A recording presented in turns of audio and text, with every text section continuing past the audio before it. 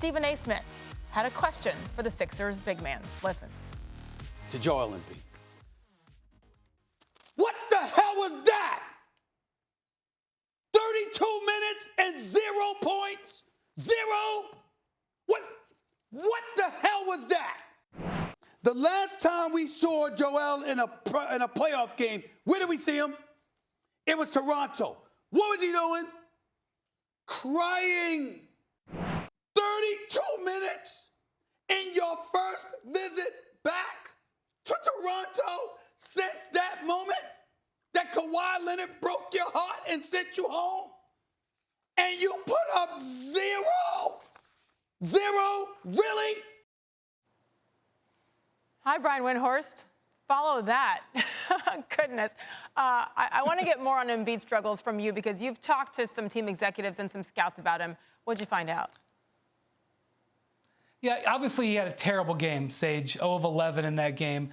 But when I talked to the scouts, they said they don't see much difference in Joel Embiid this year. Yes, his statistics are down, but he's also playing about 4 minutes less a game to protect his knees a little bit. Overall, the 76ers offense is not the same. They were a top 10 offense last year. They're closer to 20 right now because they don't have the shooting. But they say don't worry about Joel Embiid. But obviously, Stephen A. is right. 0 of 11 is not acceptable if you're going to try to win in Toronto. Yep, and there's nothing more we can say about Stephen A.'s reaction to it. Moving on, let's move up the coast, Brian, to Boston. Danny Ainge had some interesting things to say about last year's roster. Listen to what he said to our Rachel Nichols.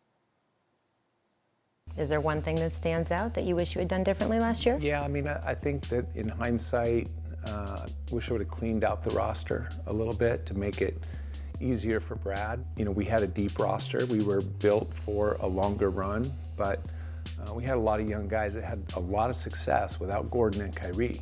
And the guys that had success without those two guys, you know, felt like it was their time for the spotlight, and it just didn't mesh. Cleaned out the roster. Brian, what do you make of Ainge's comments there? I'm going to throw a flag and say that I think he's being kind to Kyrie Irving. It's not that Kyrie Irving is a bad player. Obviously, he's a great player, but Kyrie Irving didn't fit with that group of players. And had he cleaned out the roster to better fit with Kyrie, where would he be now, Sage?